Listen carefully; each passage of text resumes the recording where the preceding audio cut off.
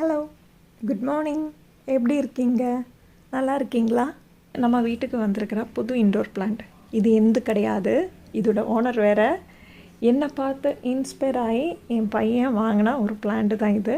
Actually அவன் இதுக்கு முன்னால் ஒரு 3 to 4 months முன்னால் ஒரு செடி வாங்கியிருந்தான், லெமன் கிராஸ். அதை நல்லா வீட்டுக்குள்ளே கொண்டு வந்து தண்ணியெல்லாம் ஊற்றி அவனோட சேவிங்ஸில் இருந்து தான் வாங்கினான். 25 rupees கொடுத்து வாங்கினான்.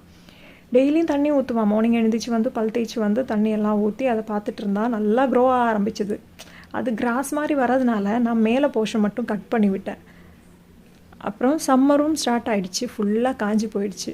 இந்த வாட்டி நான் செடி வாங்க போகும்போது திருப்பி எனக்கு ஒரு செடி வேணும், லக்கி பாம்பு வேணும் அப்படின்னு சொல்லிட்டு இந்த பிளான்ட்டை வாங்கினா. கூடவே அதுக்கு தேவையான இந்த கிளாஸ் பவுலும் வாங்கினா. ரொம்ப தின்னான பவுல். எவ்ரி வீக் அந்த தண்ணி சேஞ்ச் பண்ணி க்ளீனாக வச்சுக்கிறான். செடியும் நல்லா வளருது. இதுவும் அவனோட சேவிங்ஸ் தான். 150 rupees வந்து இந்த பிளான்ட்டுக்கும் 100 rupees வந்து இந்த பவுலுக்கும் ஆயிடுச்சு.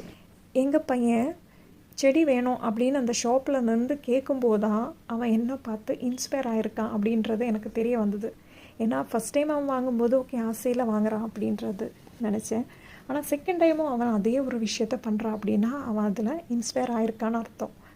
இந்த ஜென்ரேஷனில் இருக்கிற குழந்தைங்க ஸ்க்ரீன் டைம் தான் ரொம்ப யூஸ் பண்ணுறாங்க. அவங்களுடைய பிரெயின் டெவலப்மெண்ட்ஸுக்கு, நல்ல ஒரு ஹெல்த்தி லைஃப் ஸ்டைலுக்கு இந்த மாதிரி சின்ன சின்ன பிளான்ட்ஸ், இன்டோர் பிளான்ட்ஸாக இருக்கட்டும், அவுட்டோர் பிளான்ட்ஸாக இருக்கட்டும், அதை வளர்க்குறது நீங்கள் சொல்லி கொடுத்துட்டிங்கன்னா, இல்லைன்னா காட்டி கொடுத்துட்டிங்கன்னா அவங்க நேச்சரோட கனெக்ட் ஆக ஆரம்பிப்பாங்க.